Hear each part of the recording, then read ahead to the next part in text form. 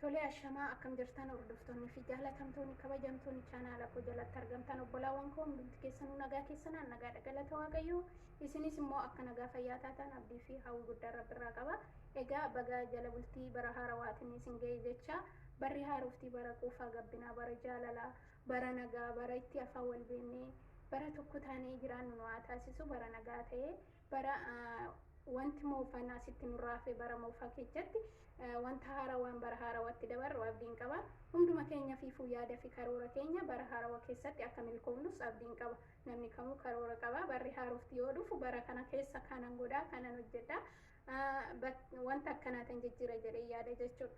Kanaafuu yaada nama kamiitu akka galma ga'u abdiin qaba. Barri haarofti bara gammachuu akkasuma bara jaalala bara sisaayinaa bara wanti hundumtuu nurraa darbee bara gammachuu ta'ee nuuf seenu abdiin qaba jechuudha. Kanaaf bakka jirtanitti ayyaannis ayyaana gaarii, ayyaana jaalalaa, ayyaana gammachuu nuuf haa ta'u jechuudha. Bakkuma jirrutti hunduma keenya fiifu akkasuma hordoftoota koo hundaafuu ayyaana gaarii akka ta'uun abdii qaba.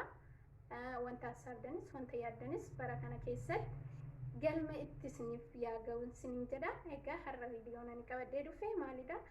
Wanta nuuf itti fayyadamee faayidaa guddaa irraa argadhee itti gammadee jechuudha. Innis maalidha? Loomii dhiqee mureen jira. Ganama gizee riibaa kaane gara duwwaatti akkamitti dhuguu akka qabnu isinittan argisiisa jechuudha. Maaliif ofii kiyyaa nan fayyadama. Erga fayyadamu qabees immoo hagam akka faayidaa argadhe nan beeka jechuudha. Ulfaatina yookaan kibdati keenya qannasuudhaaf, boorci keenya qannasuudhaaf gahee guddaa qaba jechuudha. Kanaafuu waliin akka itti fayyadamu qabadhee dhufeen jira. Isinis itti fayyadamaa faayidaa guddaa irraa argadhaa isiniin jedha. Walii yaa ilaalu. Isin maashiniidhaan hojjetachuu ni dandeechuun kanaanan hojjetadha jechuudha harkuma kiyyaa. Maaliif baay'een barbaannu warroonni garaacha yookaan coggaarraa qabdan isin akka fayyadamtan hin barbaachisu jechuudha.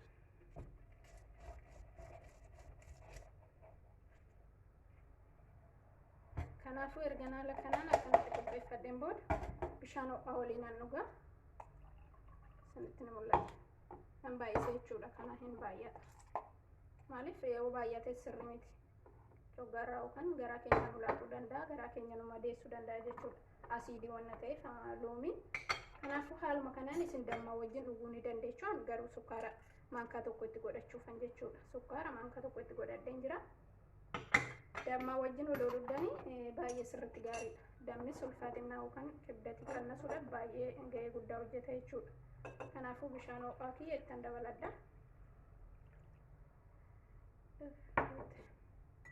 Haaluma kanaan ganama garrii baakaane garaa duwwaatti dhuguu hin dandeenya jechuudha. Maaliif sirriitti bu'aa guddaa argitu. Ani yeroo dura naannoo 70 ture mudhii koo. Amma 64 akkas keessa jira jechuudha. Baay'ee xiqqimii guddaa qaba. Baay'ee boorci keenya nurraa balleessuudhaaf sirriitti hojjeta jechuudha. Kanaafuu itti fayyadama waliin itti fayyadamu isiniin jedha. Isa kana fakkaataa agaa viidiyoo biraatiin walitti deebinutti egaa turtii gaarii ayyaannis ayyaana gaarii ayyaana bareeda ta'e akka dabarsitan abdiin qaba. Bakka jirtanitti nagaan naaf tura fayyaanaaf ta'a. Aga viidiyoo biraa qabadhee dhufutti nagaan naaf tura. Share, like, subscribe gochuu hin dagatinaa. Yoon balleesse immoo koomentii jalatti naaf xaafuu hin dagatinaa jechuudha. Maaliif wanta balleesse koomentii sanarraa ilaalee sirreessuu nan danda'a.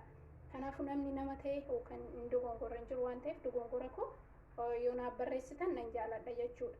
Haaluma kanaan waliin fayyadamne akka waliin itti gammannu waan barbaadeef qabadhee dhufeen jira. Isin immoo share, like, subscribe godhaa.